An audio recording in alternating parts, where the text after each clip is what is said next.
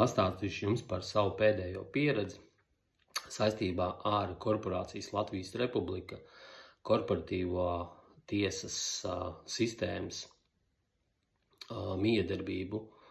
Tātad pirms kāda laika man piezvanīja no tā saucamās valsts policijas sievietes balss ar paziņojumu to, ka es esmu pārkāpis tiesas spriedumu, par ko es vispār nebiju lietas kursā. Izrādās, ka tātad personai ir notikusi tiesa. Bišķiņ pirms nepilna gada, un tātad šīs tiesas tiesnese ir pieņēmusi lēmumu tātad par pagaidu aizlieguma piešķiršanu Latvijas Republikas fiziskai personai ar aizliegumu tuvoties saviem bērniem, tuvāk pa 100 metriem. Tātad, labi, nav šoreiz tik svarīgi par to, kāda bija atsevišķa tā saruna ar valsts policiju, kaut gan tur arī diezgan interesanti tādi apstākļi bija, kas droši vien kādam arī lieti noderētu sarunājoties telefoniski vai klātienē ar komerc uzņēmuma ar nosaukumu valsts policija darbiniekiem, kas ir tāda paša līguma darbinieki kā jebkurā citā iestādē, tikai viņas uztur nodokļu maksātāji. Bet šoreiz ne par to, šoreiz par šo tiesu sistēmu. Tātad ir notikusi tiesa. Tiesā ir iesniegta prasība no vienas puses. Tātad prasībā bija sarakstīti visāda rakstura sacerējumi, par ko es, kā otras puses pārstāvis, vispār pat nebija kursā. Es pat nebiju informēts, ka šāda tiesa vispār notiek. Tātad ir notikusi šīta tiesa Jūrmalas Rīgas rajona tiesā, un tad ir pieņemts šis lēmums. Tātad lēmums balstās uz vienas puses sniegtajām liecībām, kur pamatā ir sacerējumi un fantāzijas un pieņēmumi, ja, kas tiek uztverti par pilnu rubli, un pamatojoties uz tiem, tad tiesa, neuzklausot otras puses liecību, viedokli, faktus, pierādījumus, pilnīgi ignorējot nevainīgumu prezumpciju, ja, jo korporatīvajā tiesas sistēmā tāda nevainīguma prezumpcija vispār pat neeksistē, manuprāt, vai nedarbojās pamatā. Tātad ignorējot šo nevainīgumu prezumpciju,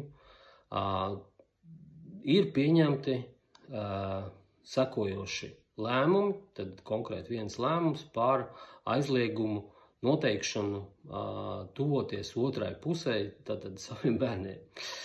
Uz ko man bija vienkārši liels šoks, iepazīstoties ar šo tiesas spriedumu. Tad es secināju, pirmkārt, tur uz pašu spriedumu neviens neparakstās, tiesneši neparakstās, viņi neuzņemās atbildību par saviem lēmumiem.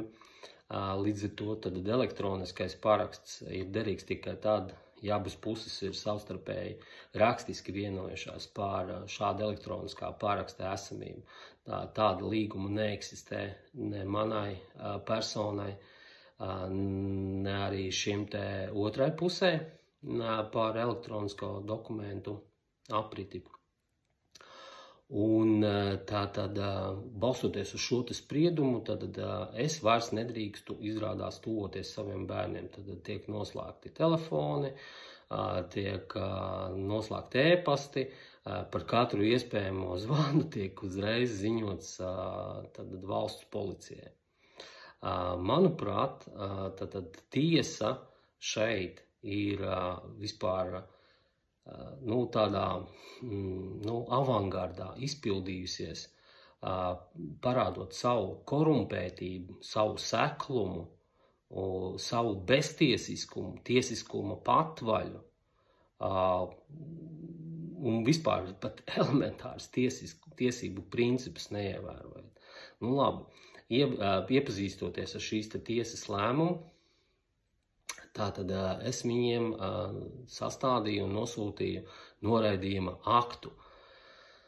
Tātad aktā es balstījos pamatā uz viņu primārā tiesību akta ar nosaukumu Latvijas Republikas Satversme, tātad konkrētiem pantiem, kur, manuprāt, bija vismaz 7 cilvēktiesību un pamattiesību principi. Šie panti tika pārkāpti no tiesas puses. Ja?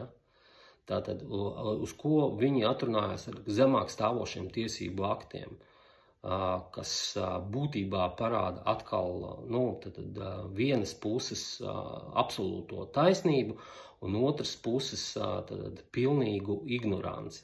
Ja? Tātad, labi, atsūtīja man atbildi ne tā tiesnese, kura vadīja šo tiesu, bet atsūtīja pilnīgi citas tiesneses sekretāri. No kā es saprotu, ka šo pingpongu spēlē ne tikai tiesneši savā struktūrā, bet visās valsts struktūrās šo pingpongu ar atbildības neuzņemšanos spēlē praktiski visi atbildīgo amatpersonu izpildītāji, lomu izpildītāji. Tad neviens neuzņemās personīgu atbildību, jo saskaņā ar valsts pārvaldes iekārtas likumu, saskaņā ar civil likumu un saskaņā ar kriminālu likumu, tās paiet tajā pašā Latvijas Republikā. Tātad katra fiziskā persona pildot amatpersonas pienākums atbild likumu priekšā kā fiziska persona. Tātad amatpersonu aiz restēm neliek par amata pienākumu pārkāpumu, bet liek aiz restēm vai naudas sodu uzliek konkrētai fiziskai personai, kas izpild šīs amatpersonas pienākums un spēlē viņas lomu.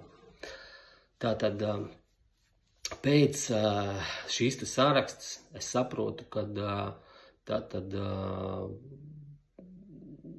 izpildītāji šī konkrētajā gadījumā ir, kas šo lēmumu izpildi monitorē, ir tā saucamā valsts policija. Un valsts policijas darbinieki izpilda tikai instrukcijas, kas būtībā parāda to, ka mēs dzīvojam nevis tikai tā kā policijiskā valstī, ja, kur būtībā ir jāpilda visiem vieni un tie paši noteikumi, viņus pat neapstiprinot, ja, kādam pieņemot, bet otrs ir tas, ka mēs jau šobrīd pilnīgi atklātā veidā redzam to, ka mēs dzīvojam pilnīgi beztiesiskā, pilnīgi tiesiskas patvaļas valstī, saucamajā valstī, jo valsts jau ir tikai nodibinājums mentālā līmenī, ja, uz zemes valstu nav, uz zemes ir tikai koki, dzīvnieki, dzīves būtnes, zāle aug, ja, tad viss šīs valstis ir mūsu pieņēmums, par ko mēs tad savā starpā vienojamies uz līgumu pamatu. Tātad, un šajā kontekstā pār tiesas taisnīgumu, ja, tad tā pašā Latvijas Republikas Satversmē ir rakstīts, ka tik vienam ir tiesības uz taisnīgu tiesu. Bet tiesai tas nav saistoši. Tas ir ikvienam saistoši, bet tiesai tas nav saistoši. Ja? Jo tiesa pieņem lēmumus balstoties uz vienas puses iesniegtajiem sacerējumiem. Lūk, un šajā kontekstā es gribu pieminēt dažus tiesību pamata principus, kas būtībā parāda šīs tiesu sistēmas neleģimitāti, ka viņa nav leģitīma.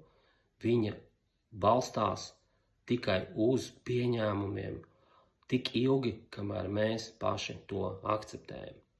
Tātad pirmais tiesību princips, tātad audī alteram partem. Tātad taisnīguma un līdzsvara princips. Tātad katrā tiesiskajā darījumā ir jābūt taisnīguma un tiesiskā principa, taisnīguma principa, līdzsvara principam. Viņam jābūt ir ievērotam. Otrais, ex injuria jus non oritur. No netaisnības nerodās tiesības.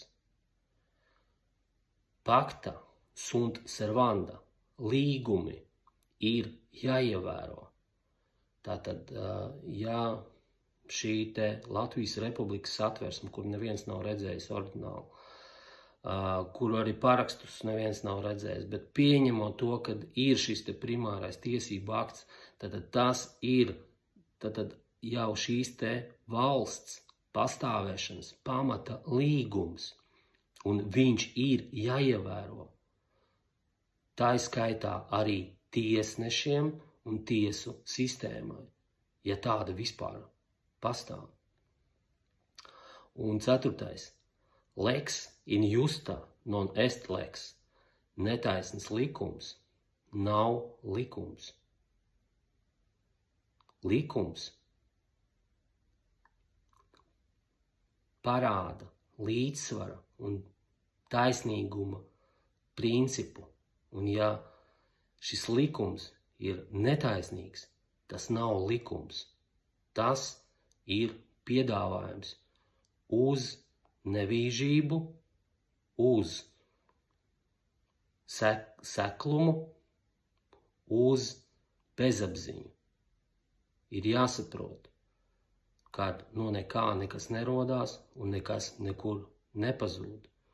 Un katram tiesnesim, katram policistam, kurš šobrīd pilda tā saucamos Latvijas Republikas likumus, pārkāpjot cilvēku tiesības, dabas likums, visuma likums, karmas likums, būs un ir jāatbild par savu rīcību. Un nobeigumā gribu padalīties ar savu novērojumu no viens no senākām tautām, kas ir šobrīd ir ebreju tauta. Viņiem, tad visas viņu kopienas pastāvēšanas un kopējās valsts pastāvēšanas laikā nav bijuši cietumi vairāk kā 700 gadu garumā. Tātad, ja kāds ir pārkāpis mutiskos vai rakstiskos likumus, tad ir pierādīts, tad viņa pāri nodarījums kādam ir vai nu cietušais, vai nu ir nodarīts ievainojums, vai nodarīts kaitējums, vai nodarīts zaudējums, tad šī atbildība iestājās kā kompensācija. Tas ir jākompensē ar mantu vai ar darbu. Jā, nu viņiem bija šis vergu princips, vergošanas princips, kad tas, kurš nevarēja kompensēt ar naudu, viņš gāja tad cietušā vai cietušā ģimenes labā strādāt bez atlīdzības noteiktu laiku, kur viņš varēja dzīvot. Viņu tur paēdināja, izguldīja, bet viņš strādāja bez maksas pār savu nodarīto kaitējumu. Viņš viņu atlīdzināja, bet viņš nesēdēja plauktiņā kaut kādā ieslēgtā telpā ar restēm, kur viņu uzturēšanu vēl apmaksāja citi vergi. Ja? Nu, tas nav loģiski, tas pat nav loģiski. Tātad tas parāda to, ka šis atbildības un apziņas princips, viņš jau katrā tautā pastāv no katra dzimšanas brīža, ja viņš tiek mācīts, viņš tiek skaidrots un viņš tiek ievērots. Tāpēc tātad viens likums un viena taisnība visiem, un netaisni likumi nav likumi. Un taisnība vienmēr uzvar. Tas ir vienmēr jāatcerās. Un, manuprāt, ir pienācis laiks atvērt acis tai tiesiskai patvaļai, tām bezpriģēlam, kas notiek apkārt, kuru mēs redzam šeit, šobrīd, šajā korporatīvajā, saucamajā Latvijas Republikas telpā. Un jāsāk ir kritiski skatīties, vērtēt un izdarīt secinājumus. Un to, cik ilgi dzīvot purvā un pilnīgā bardakā, ir atkarīgs tikai no mums pašiem. Šī te izvēle ir atkarīga tikai no mums. Padomājiet par to.